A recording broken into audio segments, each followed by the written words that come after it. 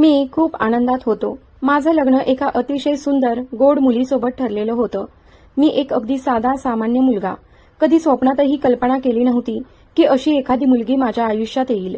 तिचा रंग गोरा, उजळ होता आणि डोळे तर निळसर प्रकाशाने चमकत होते.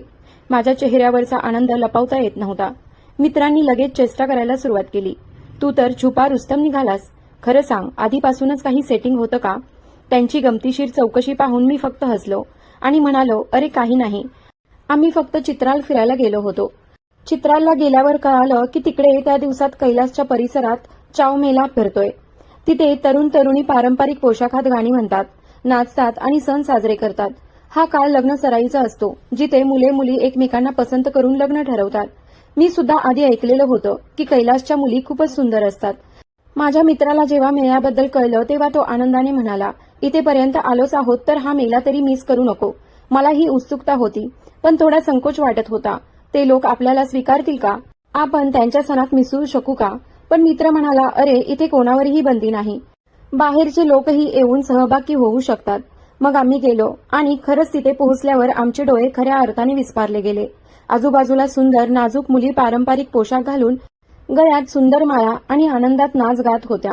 माझे मित्रही त्यांच्या संगतीत नाचू लागले, पण मी फक्त त्या वातावरणात हरवून गेलो होतो.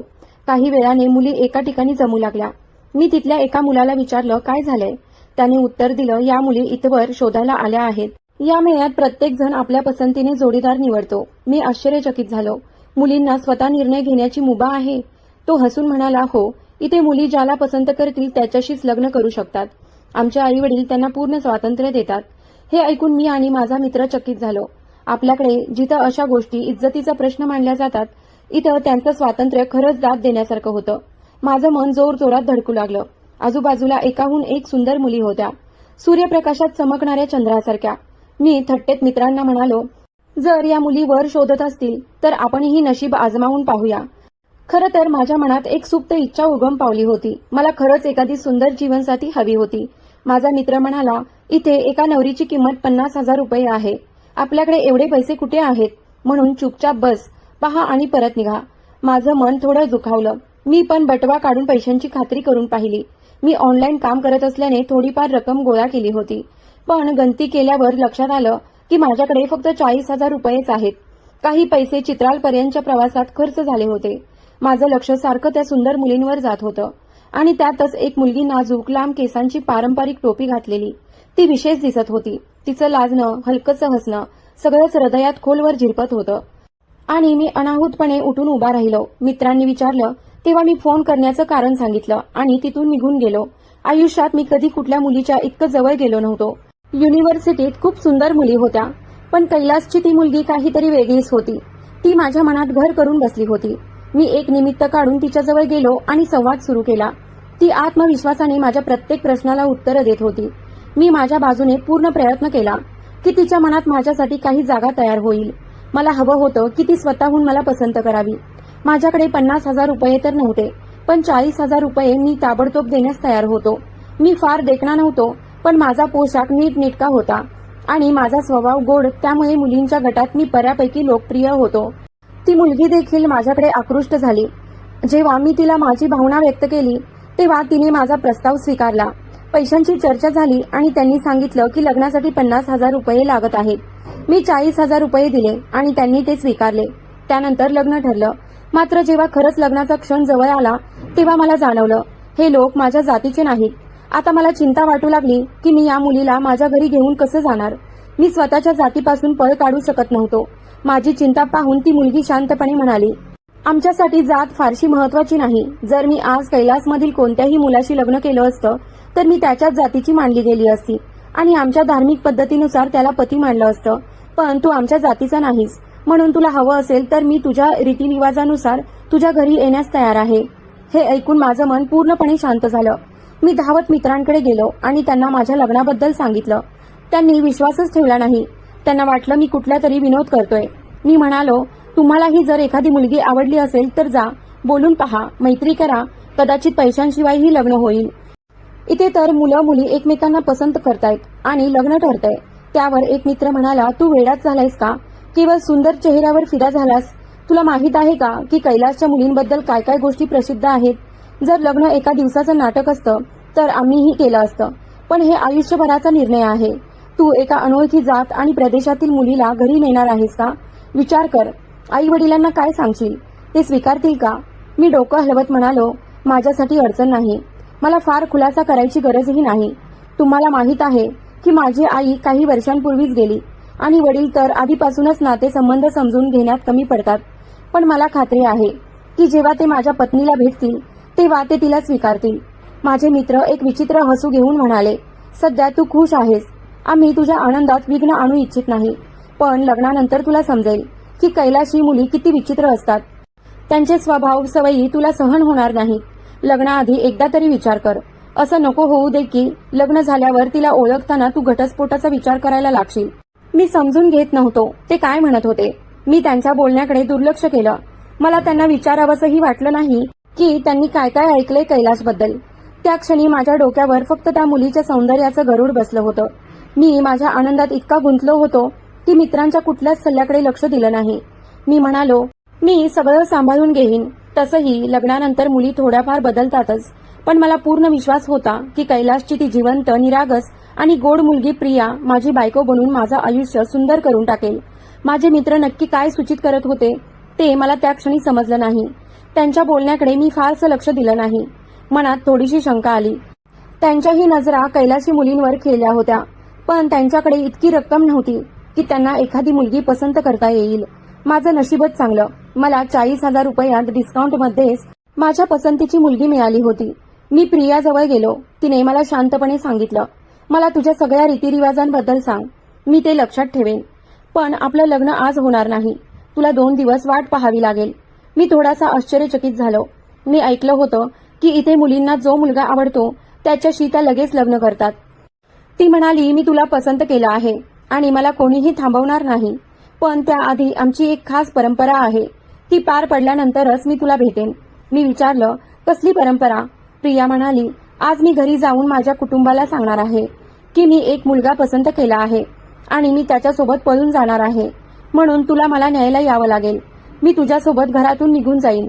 हे ऐकून माझा थरकापच उडाला. घाबरून मी म्हणालो, पळून जाण्याची काय गरज आहे? मी तुला पैसे दिलेत. आपण एकमेकांना पसंत करतो, लग्न करणार आहोत. मग हे लपवून का करायचं? माझा जीव घाबरून गेला होता. मला वाटलं की लोक मला प्रिया पळवून नेल्याचा आरोप करतील, पण मला मारतील काय? पण प्रिया हसली आणि म्हणाली, घाबरू नकोस. मी काहीही लपवत नाही. मी आधीच आई वडिलांना सांगणार आहे की मी घरातून निघून जात आहे. ही आमची परंपरा आहे. कोणीही माझ्यावर रागवणार नाही. तुझ्या संमतीने उद्या किंवा परवा माझे आई वडील मला परत घरी घेऊन येतील आणि मग आपल्या लग्नाच्या सर्व धार्मिक विधी पार पडतील. पण पहिल्या रात्री मला तुझ्यासोबत पळून जावं लागेल. हीच माझ्या प्रेमाची घोषणा असेल की मी तुला निवडलं आहे. प्रियाच्या या बोलण्यानी माझा पूर्ण गोंधळ उडाला. आयुष्यात मी कधीच असा विचित्र रिवाज ऐकला नव्हता. पण मला तिच्याशी लग्न करायचं होतं, म्हणून मी काहीच न बोलता हो म्हटलं. त्या रात्री मी प्रियाला न्यायला गेलो तर ती माझी वाट बघत उभी होती.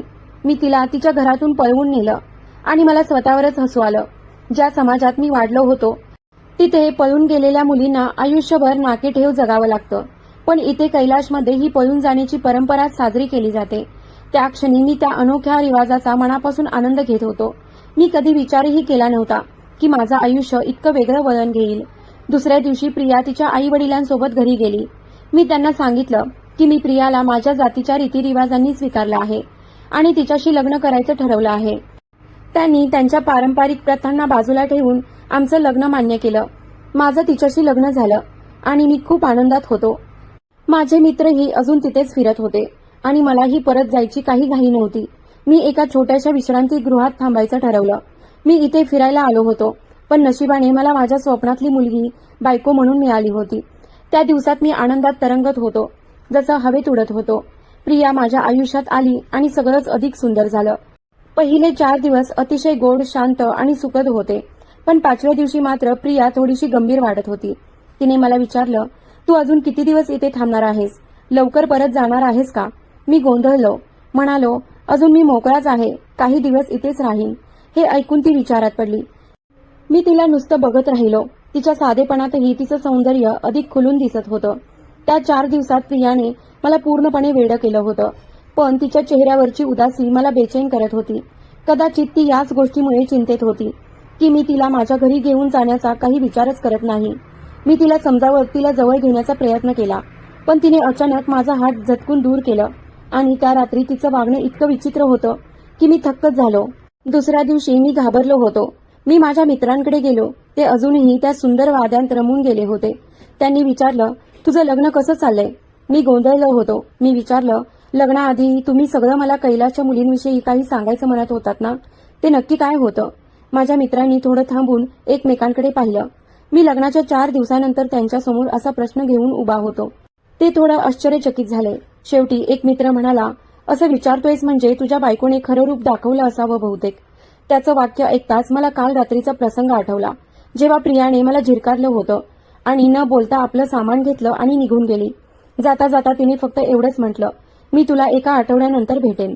मी घाबरून तिला थांबवण्याचा प्रयत्न केला. तिला वारंवार विचारलं, कुठे चालली आहेस? पण तिने काहीच उत्तर दिलं नाही.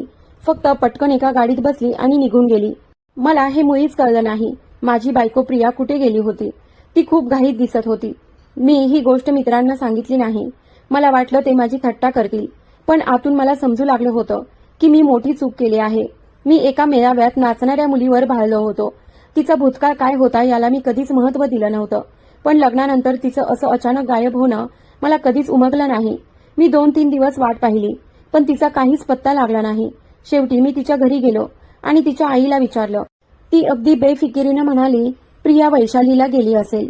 मला वैशाली कुठे आहे हेही माहीत नव्हतं, पण त्यांच्या त्या उदासीन वागण्याने मला आतून फार त्रास झाला. मला असं वाटू लागलं, ज्या नात्याची सुरुवात एवढी कमजोर होती त्याचं भविष्यात काय होणार?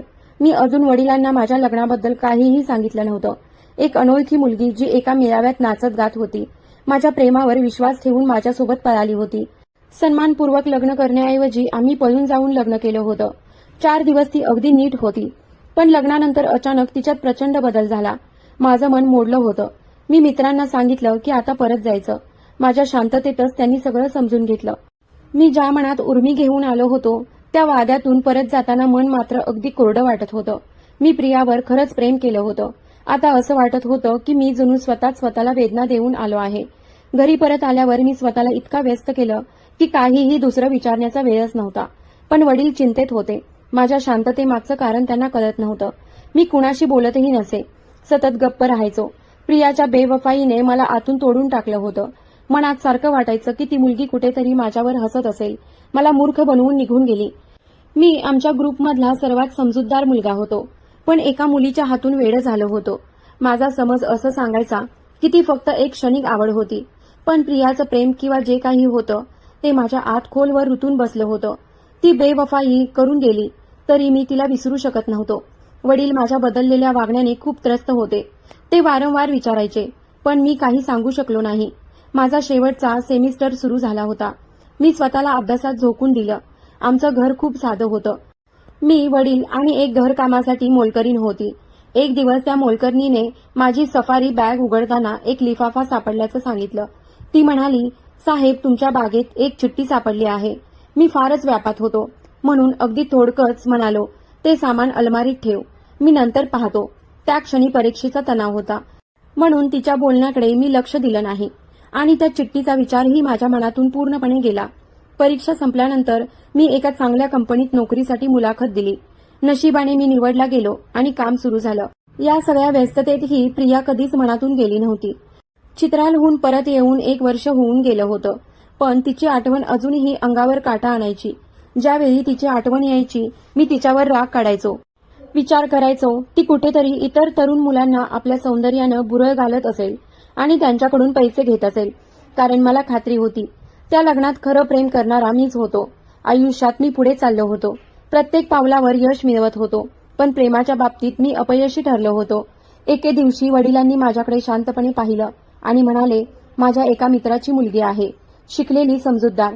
मी तुझं लग्न तिच्यासोबत करायला इच्छुक आहे, पण मी तुला नेहमी तुझ्या पसंतीने लग्न करायचं स्वातंत्र्य दिलं आहे.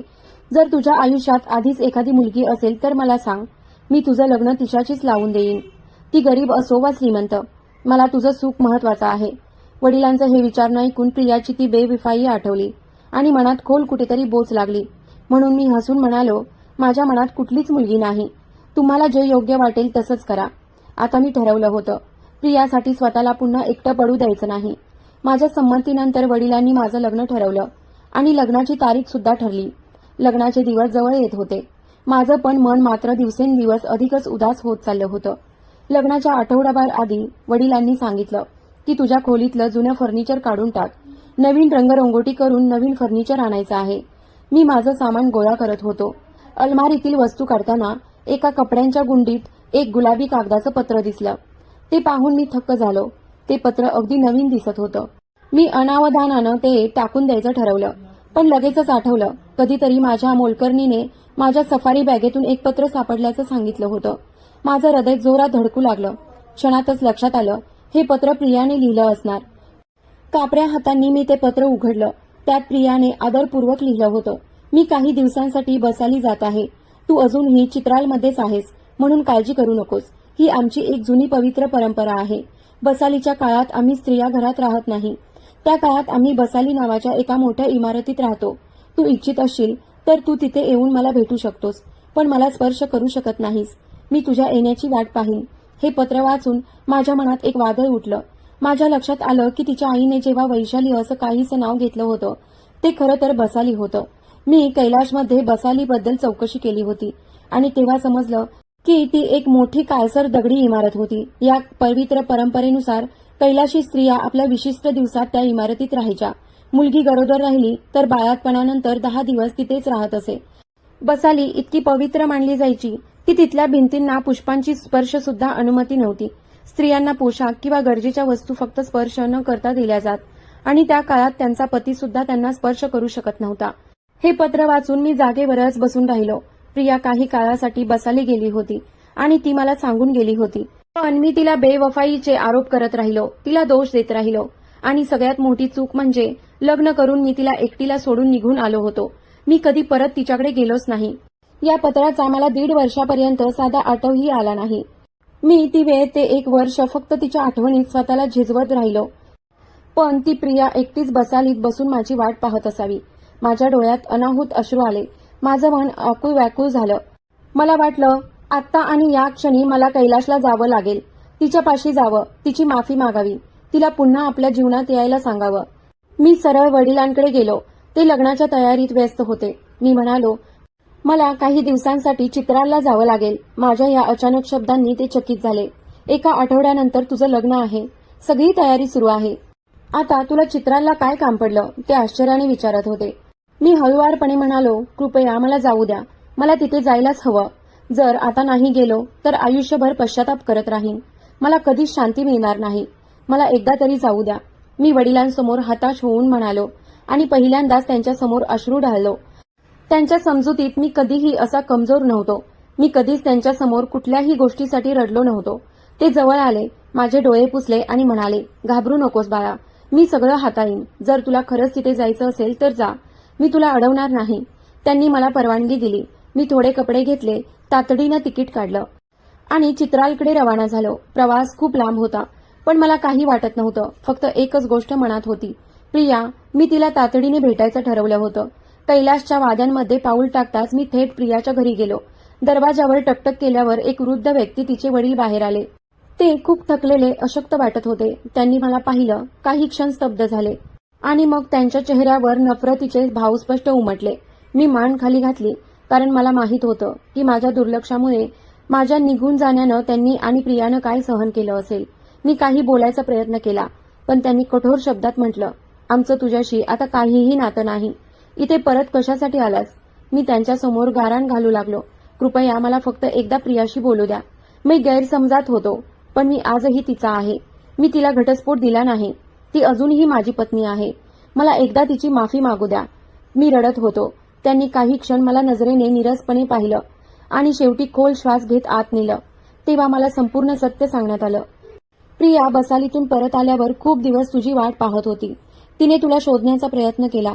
तिला खात्री होती की तू नक्की परत येशील, पण तुझा पत्ताच नव्हता, फोन नव्हता. तू गेलास आणि आम्हाला काहीही माहिती मिळाली नाही.